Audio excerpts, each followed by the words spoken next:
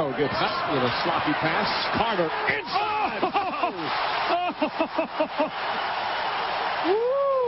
And the crowd, because the overwhelming favorite, but they love when this stuff happens. That's why I said now a smile and the energy and the crowd, you know, the palm of your hand. I mean, they just want to love Vince Carter here. This guy has so much talent.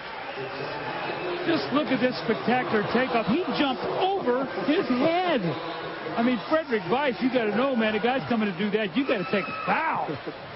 That's like something that was set up in a slam dunk contest. Look at this. He scissored over his head. It's almost like, where did he go? My goodness gracious. Vince Carter, slam dunk champ. More importantly, that a guy who now is becoming a great all-round player. The great steal. Wow.